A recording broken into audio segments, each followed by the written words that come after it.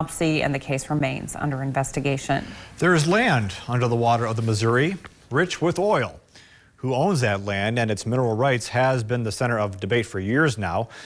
On May 26th, an opinion released by the Department of Interior says the state owns the land, specifically on the Fort Berthold Reservation. But MHA Nation Chairman Mark Fox says not so fast. As Renee Cooper reports, this opinion goes against what the Department of Interior has been saying since the year 1936, including an opinion as recent as 2017. You're talking about trying to overturn something that's been standing for 84 years. You better do your homework right. An argument between the state and MHA Nation started in October 2017, following the former solicitor's memo.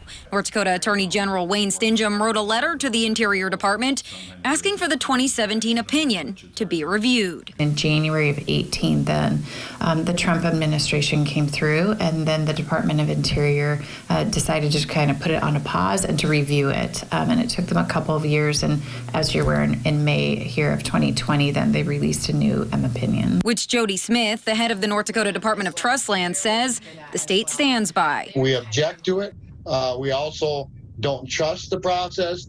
And so we knew the great danger we're in. Now, over 2.5 years after the AG's letter, more than $100 million in royalties are in suspense, most of which the chairman says are being held by the oil companies themselves. Which is a great danger in and of itself, because oil companies can go bankrupt. We've already had one on Fort Berthold. They get in trouble fiscally, like during a pandemic, and all of a sudden we lose money. Everybody loses money. According to Smith, it all comes down to differing opinions of two U.S. executive orders, one in 1870 and one in 1880, in which President Ulysses S. Grant established the Fort Berthold Reservation. My understanding, per the opinion that was just released, is that those opinions, or that the treaties didn't specifically lay out that river would be conveyed to the tribe. The state claims it took ownership of the original Missouri riverbed, outlined in these white boxes, when North Dakota became a state in 1889. It was never part of the General Allotment Act in 1889,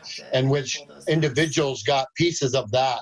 It has always been ownership by the three affiliated tribes. And so, and coming in and saying the state taking that, you're only impacting us as a whole. As a tribal nation, we own that river. Ultimately, the language in both orders outlines MHA Nation's right to the land that's shaded here in the gray color to the outer bank of the Missouri River. And up until this May 26 opinion, President Grant's executive orders have always been interpreted by the Department of the Interior to include the river as part of tribal land. Chairman Fox says the Department of Interior is supposed to be a trustee of Native Americans.